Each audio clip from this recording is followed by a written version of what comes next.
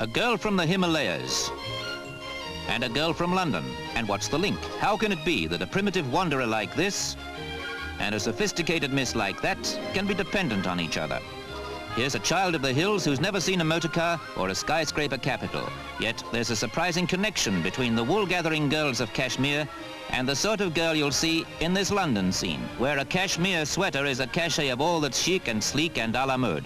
Come to Srinagar to see the primitive origins of the softest material that Western women regard as the last word in luxury. Srinagar, capital of Kashmir, and the last place you'd expect to find on a fashion map. Consider the improbability of this shantytown start of gossamer loveliness.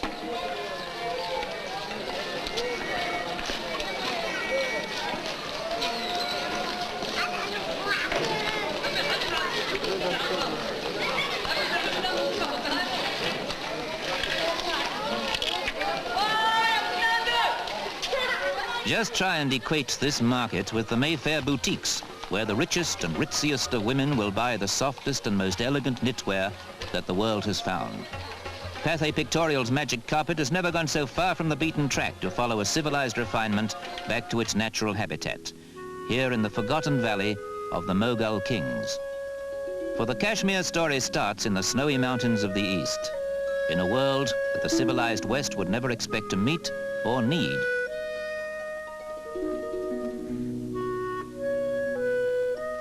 The Kashmir story gets even more surprising as you approach its remote source. Who would associate those mountain goats with drawing room finery? Yet that's the only animal in the world with an underfleece so soft that women think of it and mink and champagne and caviar in the same extravagant breath.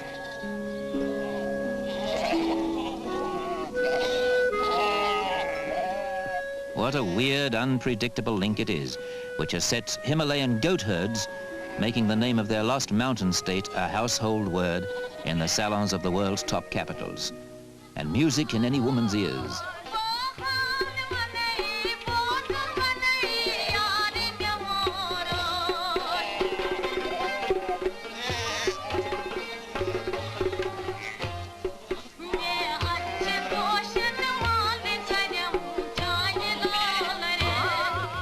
Notice you comb out this soft underdown. You don't shear it.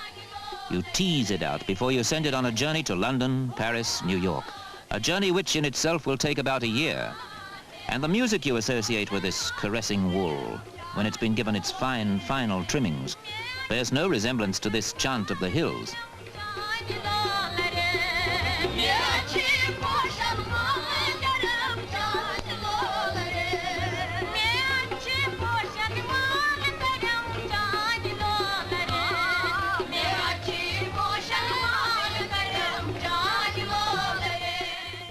This is Punjab country, where the air is rare and bracing. Hill station country, sheltered from the monsoon by the great granite mountains that have pushed their way up through the Paleozoic rock. This is the land of deodars with occasional foothill fir trees, the home of the ibex, the brown bear and the Kashmir stag. This is the valley where, surprisingly, you find wild fruit trees, where the unpromising-looking ground is so fertile you can grow bumper crops of Indian corn, rice enough to feed half a continent, asparagus, and any vegetable delicacy you can name. Trouble is, it's so far from anywhere else.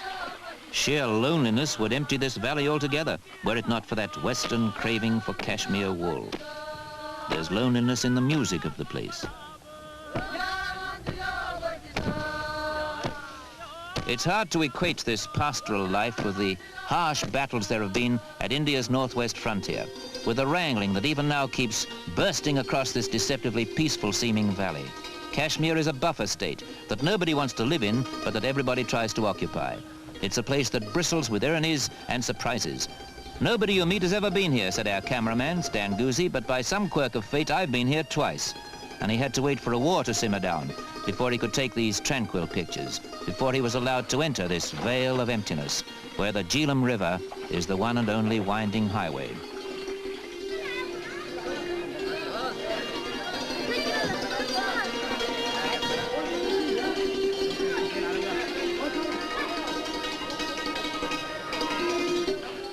What would life be without this waterway? Who could conceive of life on the roof of the world without this outlet? Lake Woola and 80 miles of this mountain river are busy with little boats. They carry the Kashmir wool and the copperware, the silver and the silks, the carved wood that the place is famed for. No two boats are ever quite alike, and it's the same with the huddle of wooden houses in Srinagar, with their balconies and carvings.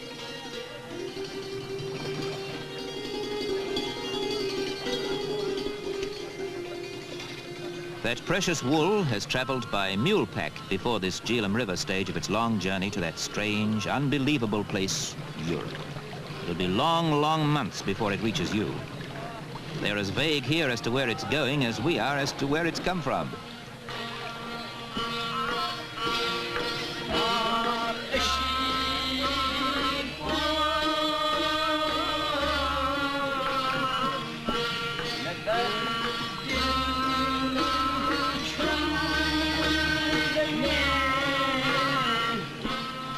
Nominally, they're Mohammedans, these river gypsies in their strange valley, 5,000 feet above the sea.